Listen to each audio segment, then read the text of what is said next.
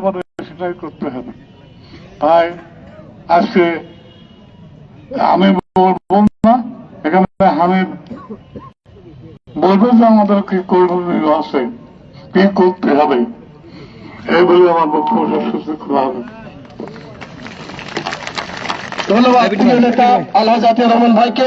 এ পর্যায়ে আপনাদের সামনে বক্তব্য নিয়ে আসছেন, এই মাইকটা ক্লিয়ার করো। আজকের অনুষ্ঠানে প্রধান অতিথি বাংলাদেশ জাতীয়তাবাদী দল কালীগঞ্জ উপজেলা শাখার সাবেক সিনিয়র যুগ্ম আহ্বায়ক জননেতা জনাব হামিদুল ইসলাম হামিদ। জননেতা জনাব হামিদুল ইসলাম হামিদ।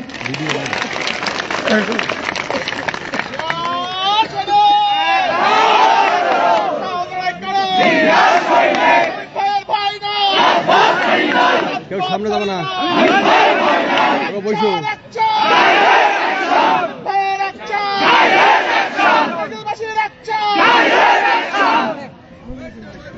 আউযু বিল্লাহি মিনাশ শাইতানির রাজিম। বিসমিল্লাহির রহমানির রহিম। ক্যামেরাম্যানরা ভাই সামনে তো সত্যি হবে।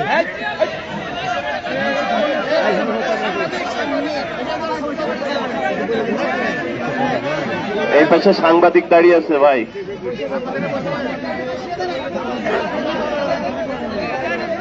বাংলাদেশ জাতীয়তাবাদী দল কালীগঞ্জ থানা পৌর শাখা কর্তৃক আয়োজিত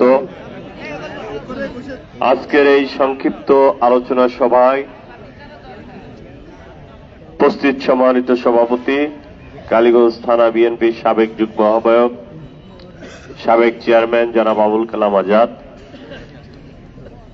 প্রধান বক্তা হিসেবে উপস্থিত আছেন আমার শ্রদ্ধেয় মুরব্বী, শ্রদ্ধেয় বড় ভাই সাবেক চেয়ারম্যান আলহাজ আতিয়ার রহমান, উপস্থিত আছেন থানা বিএনপির সাবেক সদস্য জনাব আনোয়ারুল ইসলাম রবি, জুমারত আলী, আবু জাফর, প্রভাষক আব্দুল মজিদ, গোলাম রব্বানী, উপস্থিত আছেন সাবেক চেয়ারম্যান নজরুল ইসলাম, পৌর বিএনপির সংগ্রামী যুগ্ম আহ্বায়ক সাবেক মেম্বার জনাব মিজানুর রহমান লালটু, পৌর বিএনপির সাবেক সাধারণ সম্পাদক, ছাত্র দলের সাবেক সভাপতি জনাব আশরাফুজ্জামান লাল, উপস্থিত আছেন পৌর বিএনপির অন্যতম নেতা জনাব মোজাম্মেল হক, বাবুল আক্তার, সোহরাব হোসেন রাজু, উপস্থিত আমাদের ইঞ্জিনিয়ার তহিদুর রহমান বাবলু, আমাদের বিএনপি নেতা জনাব আরিফুর রহমান,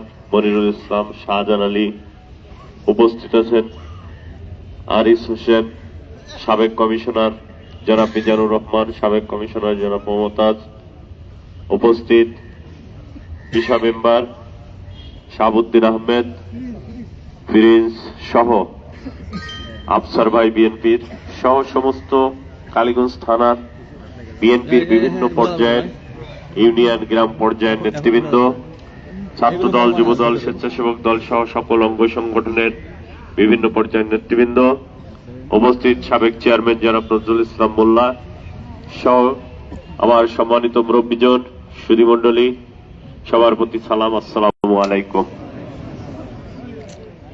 প্রিয় উপস্থিতি, দীর্ঘ আন্দোলন সংগ্রামের মধ্য দিয়ে আমাদের প্রত্যাশা ছিল দল আমাদেরকে মূল্যায়িত করবে, দলের প্রয়োজনে, দলের বিবেচনায় হয়তো আমরা সে পর্যায়ে উপনীত হতে পারিনি। তারপরও দল একটা সিদ্ধান্ত দিয়েছে। আমি মূলত আপনাদের কাছে চেয়েছিলাম যে এই প্রেক্ষাপটে আমরা কি করতে পারি। আপনারা যারা বক্তব্য দিয়েছেন আমার উপরে ছেড়ে দিয়েছেন, যেহেতু একটা বিশাল বড় দায়িত্ব এবং একটা সিদ্ধান্তের বিষয়, সেই কারণে আমি আপনাদের কাছে আহ্বান জানাবো, অনুরোধ জানাবো যে আমরা সকলে শান্ত থেকে এবং আমরা শান্ত থেকে আমাদের সাংগঠনিক কার্যক্রম, আমাদের প্রত্যন্ত অঞ্চলে যে সমস্ত নেতা কর্মী আমাদের সাথে ছিল, আছে, নতুন অনেকেই আসবে, তাদের সকলকে সমন্বয় করার জন্য, সংগঠিত করার জন্য আমাদের কিছুদিন সময় দিতে হবে। তো আমি আপনাদের কাছে অনুরোধ জানাবো যে আপনারা আমাকে কিছুদিন সময় দেবেন। তারপরে আমরা সিদ্ধান্ত নেব আমরা কি করব। একই সাথে আমি এখানকার উপস্থিত নেতা কর্মী সকলের প্রতি আহ্বান জানাবো যে আপনারা এখনই কারোর পক্ষে বিপক্ষে যে বিভ্রান্তি বা কোনো রকম কোনো বিশৃঙ্খলা সৃষ্টি হয় এরকম কোনো কার্যক্রমে অংশগ্রহণ করবেন না। আমরা যা করব দীর্ঘ সময় আমরা একসাথে থেকেছি, একসাথে করেছি, দলের প্রয়োজনে করেছি। আমরা এখনো যেটাই করব আমরা সংগঠিতভাবে করব এবং একসাথে থেকে করব। ব্যক্তিগতভাবে আজকে আপনারা বিশ্বাস করেন আমি আমার ব্যক্তিগতভাবে রাজনীতি করার আর বিন্দুমাত্র কোনো ইচ্ছা নাই, শুধুমাত্র আপনাদের কারণে। কারণ আমি আপনাদের কাছে ওয়াদা করেছিলাম যে আমি কখনো আপনাদের ছেড়ে যাব না আমার মৃত্যুর আগ পর্যন্ত। সেই কারণেই আমি আপনাদের সামনে এসে দাঁড়িয়েছি। এবং আপনারা জানেন আমি আমার পরিবার, আমি আমার সন্তান, আমার স্ত্রী সহ সকলের চেয়ে আমি অধিক বেশি ভালোবাসি আমার এই কালীগঞ্জের মানুষকে। কালীগঞ্জের মানুষের চা পাকে, কালীগঞ্জের মানুষের আশাকে বাস্তবায়ন করার জন্যই আমি আমার জীবনকে উৎসর্গ করতে চাই। সেই কারণেই আমি আপনাদের সাথেই থাকব, আপনাদের পাশেই থাকব, আপনাদেরকে নিয়েই আমি সিদ্ধান্ত নেব। তার আগ পর্যন্ত আপনারা কোনো অবস্থায়, আমি ব্যক্তিগতভাবে ফিরোজ সাহেব সম্পর্কেও কোনো মন্তব্য করতে চাই না, আমি আমার ভাবি বেল্টু সাহেবের ওয়াইফ সম্পর্কেও কোনো মন্তব্য করতে চাই না। শুধু একটি কথাই বলতে চাই, ভাবি আমাকে বেঈমান বলেছে, আমার সাথে তাদের কোনো কথা হয়নি। তারা কালকে মিটিং করেছে, কি কারণে করেছে, কেন করেছে, আমাকে কোনো দাওয়াতও করেনি, আমাকে বলুনি, বা আমার সাথে তাদের কোনো মিটিং কথা হয়নি। তাহলে তো আমি জানো না তারা কি কারণে মিটিং করছে। আর আমি তো তাদের সাথে দল করি না। আমি তো দীর্ঘ সময় আমি আপনাদের নিয়ে আপনাদের সাথে করে রাজনীতি করেছি। তো হুট করে কেন তারা এই মন্তব্যটা করলো? আমি বেঈমানি একবার তাদের সাথে করেছি। সেটা কখন করেছি? 111-এর সময় করেছি। যখন আমি দেখলাম আমার বড় ভাই শহীদুজ্জামান বেল্টু সাহেব উনি ইন্তেকাল করেছেন, আমি মহান আল্লাহর কাছে প্রার্থনা করি আল্লাহ যেন তাকে বেহেশত নসিব করেন। আজকে আমি যখনই কথা বলতে যাব, ওনার যদি, আমার ভাবির যদি মিনিমাম জ্ঞান থাকতো তাহলে উনি এই কথা বলতেন না। এই কারণেই বলতেন না, কারণ আমি এখন কথা বলতে গেলেই তো আমার ভাইয়ের বিপক্ষে যাবে। একজন মানুষ মারা গেলে তার আর কিছু থাকে না, তার বিপক্ষে কথা বলা উচিত না। তো এখন তিনি যখন 111-এর সময় বেগম খালেদা জিয়া এবং তারেক রহমানের বিপক্ষে যান তারা, তখন ন্যাম ভবনে আমি তার সাথে দেখা করি। আমি তাকে অনুরোধ করেছিলাম যে ভাই আপনার এটা করা ঠিক হবে না, দলের বিপক্ষে যেন না, বেগম খালেদা জিয়ার বিপক্ষে যেন না, তারেক রহমানের বিপক্ষে যেন না। তিনি ওই সময় খারাপ ভাষায় আমাদের নেত্রী বেগম খালেদা জিয়া এবং তারেক রহমান সম্পর্কে মন্তব্য করেছিলেন। আমি তাকে সালাম দিয়ে চলে এসেছিলাম যে আপনার সাথে আমি আর থাকবো না। তা আমি তো দলের সাথে বেঈমানি করিনি।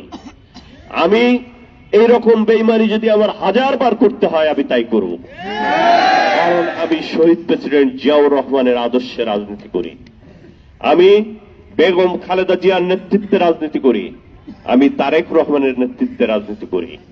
যদি আমার তাদের নেতৃত্ব বা তাদের কোনো কর্মকাণ্ড যদি আমার অপছন্দ হয়, আমি ঘরোয়াভাবে সেটা সমালোচনা করব, অথবা আমি রাজনীতি থেকে নিজেকে অবসর নিয়ে যাব, আমি বিশ্রামে চলে যাব, তবু তো আমি দলের বিপক্ষে কোনো কিছু করতে পারি না।